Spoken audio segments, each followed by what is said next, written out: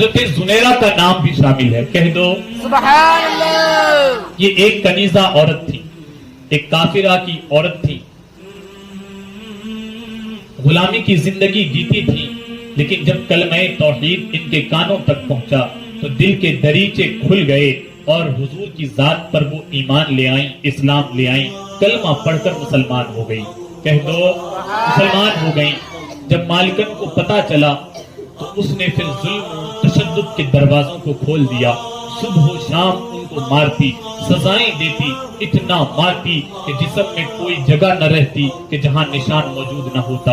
ایک روز تو اتنا مارا حضرت زنیرہ کو کہ آپ کی آنکھوں کی بینائی چلی گئی۔ اللہ اکبر کبیرہ، آپ کی آنکھوں کی بینائی چلی گئی، آپ رو رہی تھی کہ اتنے میں وہاں سے ابو جہل کا گزر ہوا تو اس نے کہا کہ اے زنیرہ، دیکھا یہ تیرے ساتھ لات و عزا نے کیا کہ تیرے آنکھوں کی روشنی چلی گئی۔ اتنا کہنا تھا، حضرت زنیرہ کو جلال آیا اور جلال بھرے لہجے میں ابو جہل سے کہا کہ اے ابو جہل، تیرے لات و عزا کی کیا اوقات کہ زنیرہ کے آنکھوں کی روشنی لے جائے؟ سن، میرے رب کی جب تک مرضی تھی زنیرہ کی آنکھیں دیکھ رہی تھی، اور اب بھی میرے رب کی مرضی ہے کہ زنیرہ کی نگاہوں کی روشنی چلی گئی ہے۔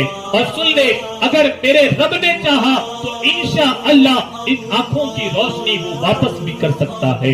جب یہ جلال دیکھا ابو جہل پچھلے پاؤں پلٹا اور وہاں سے نکل گیا۔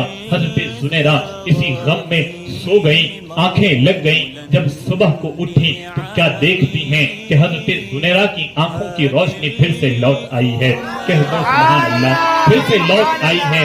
اب وہی حضرت زنیرہ ہے، لاٹھی پکڑ کر مکے کی گلیوں میں گھومتی ہیں اور اعلان کرتی ہیں کہ دیکھو یہ تمہارے لات و عزا کا نہیں بلکہ میرے رب کا کمال ہے کہ زنیرہ کی آنکھوں کی روشنی لوٹائی۔ سبحان اللہ۔ اللہ اکبر کبیرہ۔ آپ نے